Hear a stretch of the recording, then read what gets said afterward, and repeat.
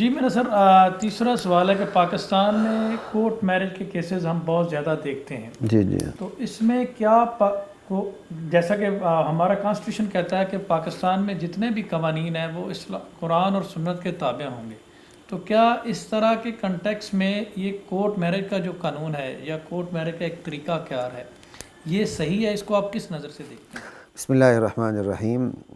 آپ کا نام میرے ذہن سے فیاض نکل گیا۔ رحمی سر۔ فیاض رحمی بھائی، بات یہ کورٹ میرج تو کوئی اصطلاح ہی نہیں ہے، تو وکیلوں کی بنائی ہوئی ہے کوئی یہ تو اصطلاح ہی نہیں نا، وکیلوں کی بنائی ہوئی ایک بات ہے۔ کورٹ میرج پر جو ہم بات کرنے لگے نا وہ یہ ہے کہ جب یہ سب سے پہلا، غالباً میں اب اس بچی کا نام نہیں لیتا، پتہ نہیں وہ کس عمر کو پہنچی ہوں گی، اچھی بات نہیں ہوتی، ایک کیس آیا تھا جو داخل ہوا تھا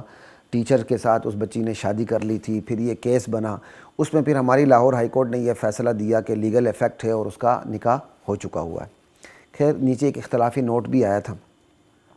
تو چونکہ اکثریت ایک طرف تھی تو وہ نکاح ہو گیا۔ دیکھیں بات یہ ہے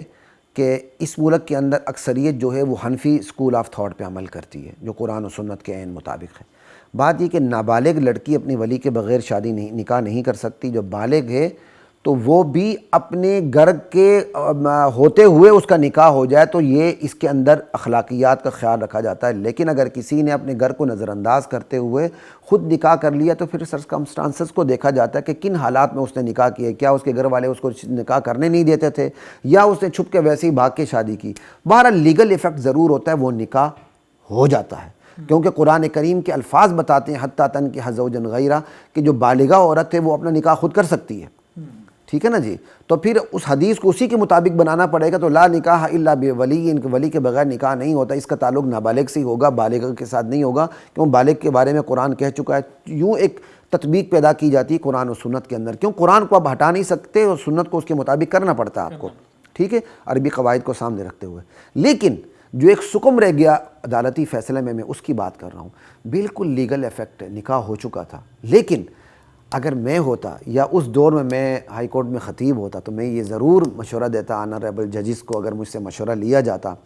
کہ بھائی لیگل ایفیکٹ تو ہے، نکاح ہو گیا، لیکن چونکہ خاتون نے بھی اور مرد نے بھی حیا کے جنازے نکالے ہیں، اخلاقیات کی دھجیاں بکھیری ہیں، لہٰذا وہ ہنی مون منانے کے لیے 2 یا 3 سال کے لیے کوٹ لکھپت جیل کی سیر کریں۔ اگر دلہا میاں کو، دلہن اور دلہا کو 3 یا 5 سال کے لیے، تعزیراتی قوانین کے اندر بڑی گنجائشیں ہوتی ہیں، آپ ماشاءاللہ خود قانوندان ہیں، آپ کو پتہ ہے، خود میں 6-7 سال لاء پڑھا چکا ہوں، اللہ کا شکر ہے۔ تو 6-7 سال کے لیے، 2-3 سال کے لیے جو بھی حالات کو دیکھتے ہوئے فیصلہ کر دیا جاتا ہے کہ جو اپنی مرضی سے باقی شادیاں کرتے ہیں وہ 5-6 سال تک کیا کہتے ہیں کوٹ لکھپت جیل کے اندر رہیں گے، تو بتائیں پھر کتنے نکاح ہوں گے؟ کوئی بھی نہیں ہوگا بس۔ لیکن جب آپ خود ہی اس طرح کی چھوٹ دے دیں اور جو اخلاقیات کی دھجیاں بکھیری گئی ہیں اس پہ آپ نوٹس نہ لے لیں اور آپ کے فیصلوں کے اندر یہ سکم موجود ہو، تو پھر آپ ناجائز چیزوں کو روک نہیں سکتے۔ بالکل صحیح۔